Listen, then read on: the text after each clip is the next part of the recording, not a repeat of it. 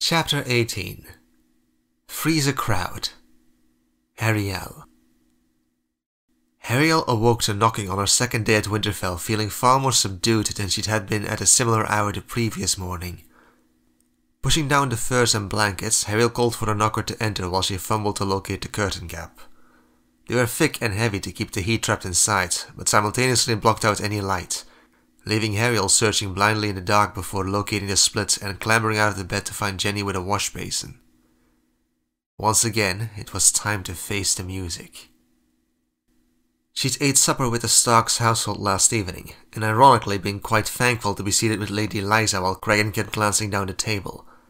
Except for a couple accidents where their eyes met, Ariel had been occupied searching the crowd instead, because while Liza chatted about her talent with psaltery, Ariel had been trying to figure out a discreet way to ask if Cregan's fiancé, this Ara, was at Winterfell too. If she was somewhere in that great hall and Ariel just didn't know. There had been a couple girls around 14 years old there, but they sat pretty far down the hall, which did not seem where the future lady of House Stark would be placed. That morning, Jenny helped Ariel tie up her gown instead of Sarah, and went down to breakfast just as the door to the guest room near the staircase opened too, and Ellard stepped outside. "I hope tonight treated you well, Lady Ariel," Ellard said through a stifled yawn. "It did," Ariel lied, putting effort into acting perfectly normal. They exchanged polite nothingness while heading for breakfast together as the castle was waking up. When they entered the great hall, Ariel's stomach still did a treacherous swoop when she saw Cregan, though she did her best to ignore that as she took her usual seat. Lady Liza wasn't there yet, and there were some differences along the seating arrangement, leaving Bernard's second son, Brandon, occupying the spot next to her instead. Shyly, the boy stammered a greeting with a timidness worthy of Neville Longbottom, and though Ariel was at her most polite to put him at ease, her mind was preoccupied. Betrothed. The word had been haunting her for years, mentioned in lessons, talked of at breakfast, hinted at during dragon training, suggested by the princesses and maids alike, reminding Ariel that her 17th birthday wasn't that far away. Yet Ariel did not think she disliked the word as much as now. Cregan was betrothed. 16 and betrothed. Was this why everyone started matchmaking so early? Because by the time she'd be 17, all the good ones would be gone? And Ara, what sort of name was that?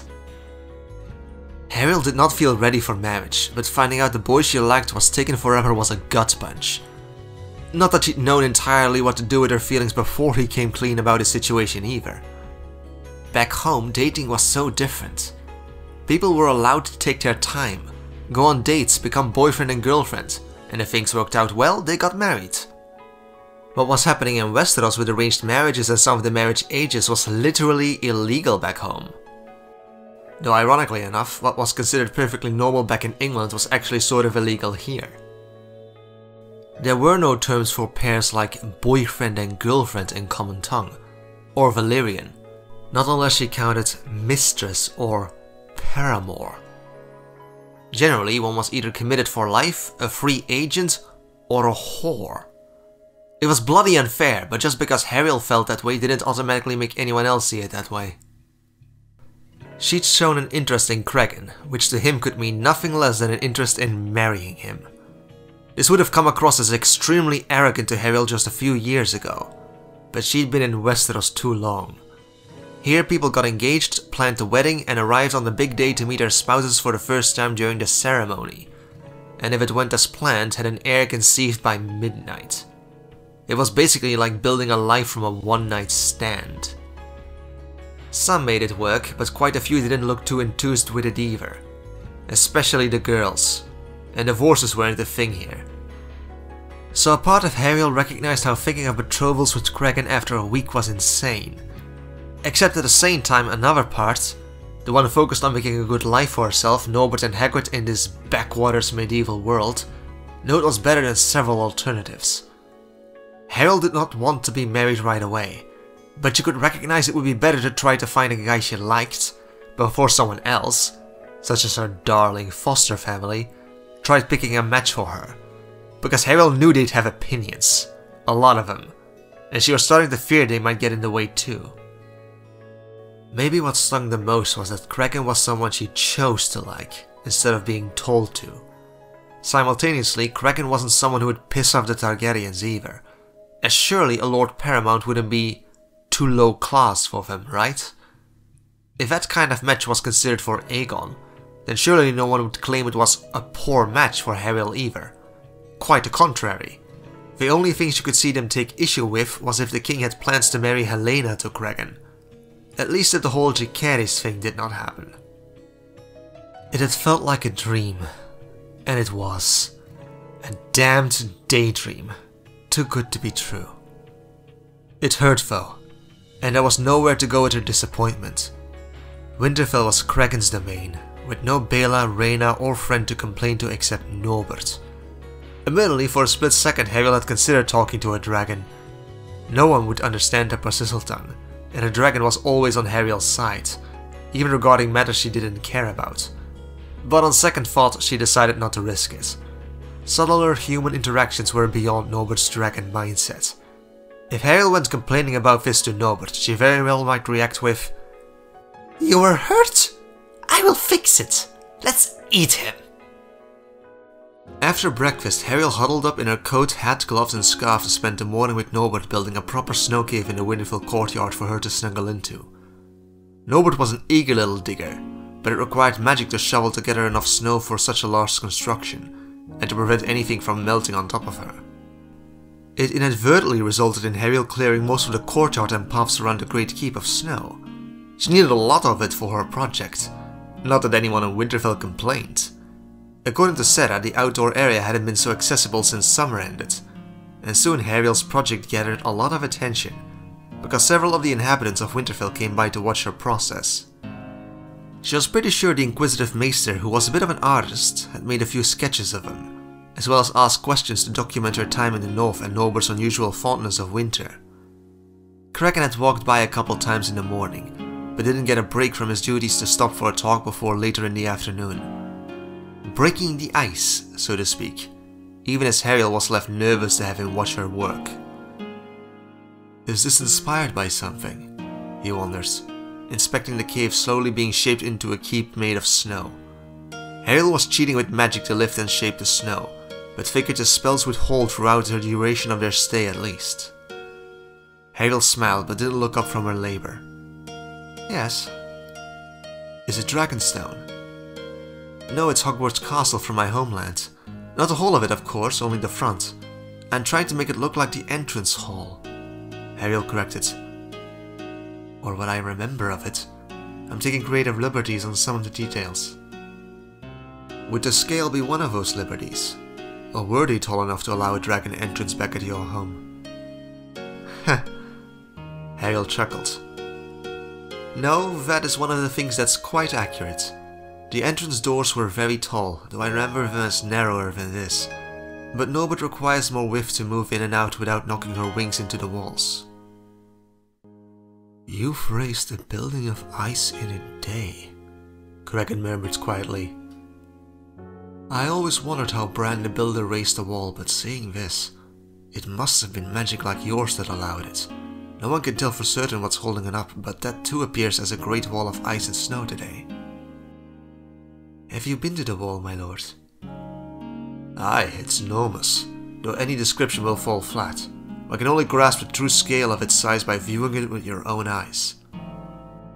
I've considered flying there with Norbert when I leave, Harryl mentioned, but at that Kraken's expression fell. I'd urge you not to. It's an honorable institution, but no place for a lady. Not for any woman, he said. There are only men at the wall, and you... Kraken glanced from Norbert to Harryl repeatedly. If you do, stay near Norbert at all times and venture nowhere without the Lord Commander. He's an honourable man, but the Night Watch is not like anywhere else. The men of the Watch cannot own land, marry or father children, and live in a winter which never ends. They've made vows, but there are oath-breakers amongst their midst. It's not safe for a lady. Harryl hummed. I had not considered imposing on their hospitality. I only wish to see it, and on Dragonback the wall is not so far. She considered it. Maybe it's a better idea I do it before I leave. If I fly out tomorrow, I can view it for myself and be back before supper. Hale remembered another who was supposed to be away from the castle. What of your hunt? Is it postponed? Aye, Cregan said. I'll lead the hunt at a more opportune date, after... He gestured across the courtyard where a servant was carrying firewood towards the great keep. Everything is over. Ariel nodded while finishing forming the last flourishes on the sign intended to hang above Norbert's temporary den. It was pretty ostentatious, but why go through the effort of making a snow hall for a dragon and not include a sign made of ice above the entrance? Without it, how would anyone know its purpose? Hale took a couple steps back, aimed her wand, and raised it into the air. Norbert had been resting within the cave, letting Ariel work around her while she lazied in the snow, but opened her eye to watch Ariel secure the sign. Is that your coat of arms? Cregan asked. It's the Hogwarts sigil, Ariel said, looking at the H carved into the icy plate. She wasn't nearly good enough of an artist to carve in the 4 animals, so she simplified it to a basic shape with the H in the middle, a letter which Cregan would not recognize. They did not use the same alphabet in Westeros as back home, though fortunately they used the same for Common Tongue and Valyrian. It's a letter in my mother tongue, the first in Hogwarts. It's the first letter of my name as well, Hariel. Placing her arms on her hips, Hariel admired her progress, both impressed with her handiwork and since it distracted from her looking at Cregan, concluding she'd need to straighten up the sagging left side to be as angular as its opposite. The snow structure wasn't finished yet, but it was getting there. Cregan frowned. Is Valyrian not your mother tongue? At that, Hariel looked over bemused before she could help herself. No, that would be a tongue named English. Truly? Cregan asked. It is. Could you say something? Hariel cleared her throat and said with the utmost sincerity, Gryffindor rules forever and Slytherin are a bunch of bloody wankers. Confused and fascinated, Cregan tilted his head. What was that? Only some words of wisdom from my homeland. What did it mean though? Do not eat yellow snow. It took Cregan a couple seconds to figure out the message, and then burst out laughing, eyes crinkling and filling the air with that deep belly laugh of his. No, he protested. No, that is not what you said. Are you accusing me of deception, my lord? Maybe I am, Cregan chuckled. Your eyes give you away, Lady Hariel. You are far too amused on the translation than your first phrase. Hariel snickered, but didn't admit to any wrongdoings. Norbert raised her head, adjusting her position to get her head outside of the opening, glancing between Hariel and Cregan. How many tongues can you speak, Lady Hariel? Cregan asked when Norbert didn't do more than tilt her head, as if listening curiously. 4. English is my mother tongue and the, Dragon speech is also a tongue from my home. Then I learned Valyrian while I lived in Essos, and Common Tongue when I came to Westeros. I can only write in 3 though. Ah, only 3. Cregan drawled sarcastic. What about you? Cregan cleared his throat. The Maester has never had any complaints about my Common Tongue, and I even know how to say winter is coming in High Valyrian. Sonar Mastan. Hale giggled. Forgive me, my lord, but I believe that actually means winter is here. Cregan did not take offense. That it is. Norbert sat up, interrupting the conversation when she began crawling forwards, making Hariel move out of the way. Hariel went to stand next to Cregan as Norbert came out of the cave, sniffing the air and looking around the courtyard. Why did she come out? I do not know, Hariel said. Is she hungry? Cregan wondered, a hint of worry. It's too soon for her to go hunting again. But then Norbert stood up on her hind legs, snorting fiery sparks and smoke into the cold air. What is it? Hariel asked in Persizzle when Norbert stretched her wings, looking up. Do you want to fly? The dragon was too focused to bother with verbal replies though, acting with the sort of watchful attention she always used on Dragonstone whenever.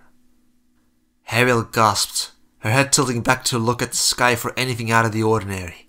The stone walls of the courtyard limited the visibility and the sky above was covered in thick grey clouds. "What is it?" Just as Cregan asked, Ariel saw it. A great force in the sky capable of disturbing the thick cloud coverage, and Ariel took an instinctive step backwards, not the way Cregan had moved closer, and walked right into him. "Lady Ariel?" he asked, and steadying her shoulders. She blushed, quickly moving away but pointed up because... "That's a dragon." "What?" Cregan followed her line of sight but didn't notice what Ariel had. Ariel rushed over to Norbert. "Steady, I want to fly, Norbert," she ordered, grasping the fastenings on her saddle and climbed quickly onto her back. "I don't see any dragon," Cregan said, confused. "It's in the clouds," Ariel answered, swinging her leg over the seat and then reached for the straps to secure herself. She hesitated about her wand, uncertain about leaving it behind or not. Normally she put it in her backpack during flights, but that was inside her rooms. Ariel couldn't hold the wand while flying either. Not only did she need her hands to hold onto the saddle, but all it would take was a split-second inattention and the wand would be ripped out of her hands by the force of the wind alone. In the end, she settled for pushing the wand as far as it could go into her coat pocket. She didn't like it, but they were deep, and it's not as if they were going for a long flight. "Son of a lover!" Cregan exclaimed, shocked, and Hale's head snapped up. The visibility left a lot to be desired, but the dragon was a massive dark shadow in the otherwise bright grey sky. Ariel judged by the way the dragon circled the area it was preparing to land. "Which dragon is that? Do you recognize it?" Cregan demanded to know. "It needs to fly lower. I cannot see properly, but the size... It must be..." Hale trailed off, squinting to see better, but it was impossible. Judging accurate scales was difficult on moving targets at a distance in unclear weather. "The only dragon that size is Vermithor." "Vermithor? King Jaehaerys' dragon?" Cregan asked, shocked. "It's Aemon's dragon now," Ariel said. "Please move away, Lord Cregan. Norbert's wingspan is great and needs space to lift off." Norbert shook her head, hackles up and aggravated. "Shh," Ariel urged, trying to calm her down. "Are you ready, Norbert?" "No!" Ariel blinked. "What? Why?" "Don't want to!" "Please, Norbert, we have to go." "No, it's better here, better with space." "If you will not fly, then I will have to go alone." It'd take minutes to get there in the air, but probably half an hour by foot. Distances were deceptively long out here, especially when trudging through snow. "No! Stay here! It's better here! You can hide in my cave!" Ariel suddenly realized what the problem was. "Don't fear. I will not let the big dragon harm either of us. It's safe. Will you fly with me? If they are aggressive, you can fly us away to safety. You are fast, much faster than any of them. You know that." "I am fast!" Norbert agreed with a snarl.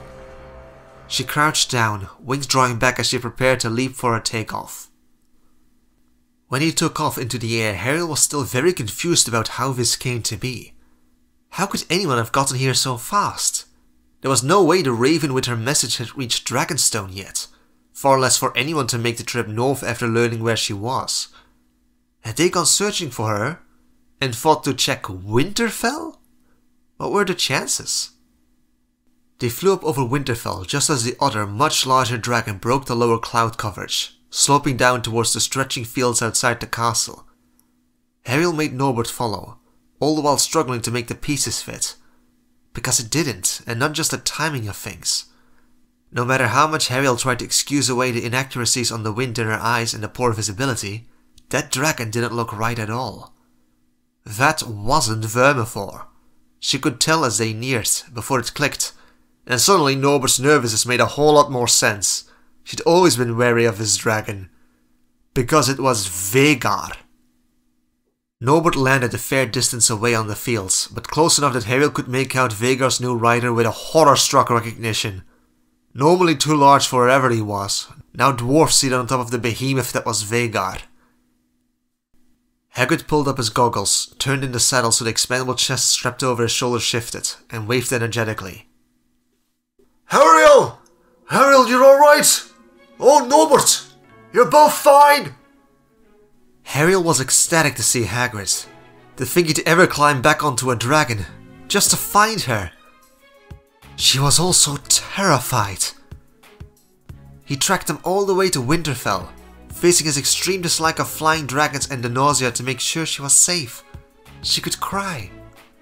She could strangle him! Hariel was all over the place, but most of all she was scared. Not of Vhagar though.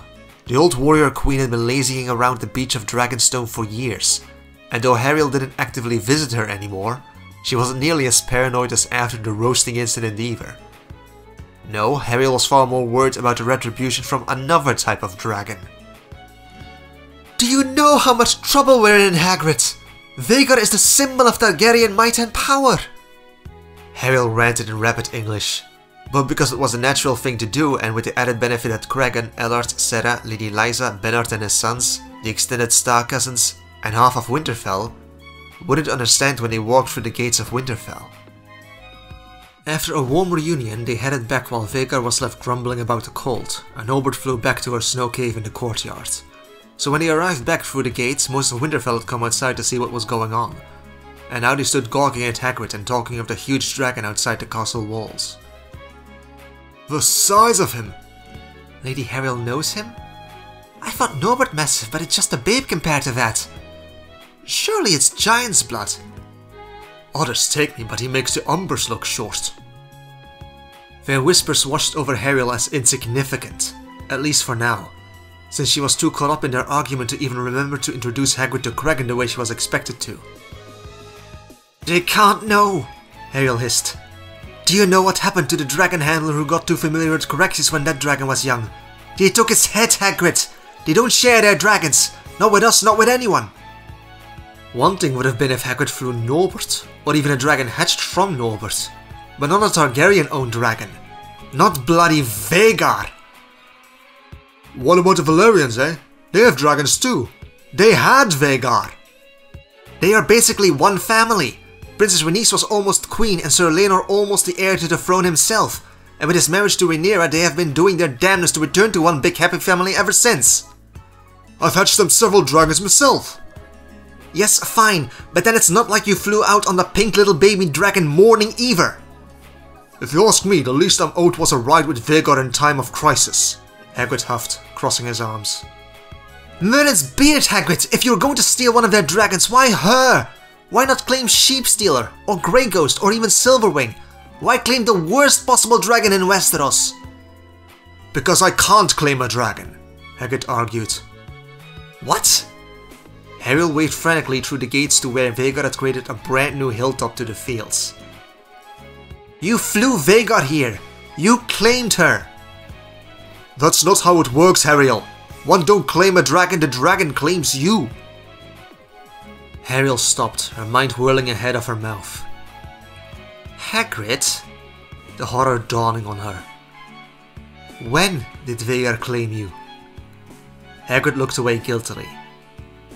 When did Vhagar claim you? She asked dangerously. Hard to tell. Don't quite remember the first time I felt her mind brush against mine. Though it might have been, back at Driftmark. And you never told me? Hariel shouted. Wait, so that night Aemon tried to bond with her, she was already... No, Hagrid protested. No, but, it might have been that night. Do you remember that while you guys were arguing, I was trying to keep Vhagar's attention? I guess it worked, because I felt her mind poke at mine. At least for a little while. But then Vhagar lost her patience with the noise, and you know the rest. I was pretty angry at first, but I've been able to tell when she's around since. But why keep it hidden from me? You don't like Vhagar very much, and I didn't think it was needed. I never planned to ever fly her, you know. It was just useful for whenever I cleaned up dragon dung and stuff. Even when I went to try and mount her, I wasn't confident she'd let me climb up, but it worked. This was all too much, and Hariel covered her face in her hands. Lady Hariel? Yes, Lord Cregan, she answered, reluctantly turning to face him. Who is this? Could you change your tongue to common and explain what is going on? Hariel trailed off, clueless where to start. What could she say that wouldn't make this worse? The whole of Winterfell had seen Hagrid arrive on Vhagar. Or at least that they arrived at the same time, as Hariel and Norbert were the only ones to actually see him sitting atop the dragon. I apologize for the disrespect. There was some unsettling news. I was also mistaken about the dragon. This is Rubius Hagrid of Britain. He came searching for me. On that? Cregan pointed out the gates. There was no way Vhagar would fit within the walls of Winterfell, though who would ever be insane enough to invite her to? Except Hagrid, of course. Which dragon is it? Ellard asked. That's Vhagar, Hagrid answered, nodding to Ellard, who looked stunned by both the answer and being addressed directly by someone so large. Hagrid, this is Lord Cregan Stark of Winterfell, the Warden of the North. Hariel then went through a long introduction of everyone she remembered the name of. Welcome to Winterfell, Rubius Hagrid. You look cold from the road, so why don't we continue this inside? Cregan suggested. Thank goodness, Lady Eliza muttered, turning towards the door when Vhagar roared. The crowd reacted with uncertain worry and Cregan tensed. Is that safe? Dragons roar as much as wolves howl, Hagrid said, waving off Cregan's concern, but even so he turned around to check what was happening too. She may have seen an animal, or she's just complaining about the cold. Of course, that's when Norbert joined in with her own roar, and several people began hissing. Dragon! What? There's another dragon in the sky! Hagrid, Hariel said slowly, seeing plainly what everyone else was too. I thought you came alone. I thought so too. Hagrid frowned and slipped back into English, his preferred language. Come to think on it, I wondered if I had someone tailing me that last hour. Thought I saw something, but with that weather and clouds it was hard to see anything further than Vhagar's sound for most of the trip. Hariel groaned, pinching the bridge of her nose. This was bad. So bad. We're so screwed, Hagrid. Why? Because they'll know what you did now, Hariel snapped. At least Hagrid looked worried too. Maybe it's Helena. It wasn't. Do you know who it is? Cregan asked, giving Hariel déjà vu. Hadn't they just had this conversation? The dragon was flying far lower though, and she could actually make out the bronze collar as it neared. So just as before, Hariel's answer remained the same, though this time she was certain of it. That is Prince Aemond. Instead of going inside to warm up by the fireplace, they headed out of Winterfell while the sky was darkening. Fortunately, Aemond had made Vermithor land far closer to the castle walls and Vhagar, barely a few hundred feet from the main entrance. Trudging fast through the snow, Aemond almost reached the gates before them. Drenched from flying through the clouds, windswept and without Vermithor's heat, his long wet hair and eyelashes were already frosting. He looked cold, confused, and as if he was about to start yelling all at once. Seeing them coming out of the castle, Aemond straightened up, holding his head high as he smiled sharply when their eyes met. Quite far away from home, aren't you, Lady Hariel? We've got every able dragon rider out searching. Even my sister faced the air for you. She's a dear friend, Hariel remarked, having the feeling Aemond was in a really pissy mood.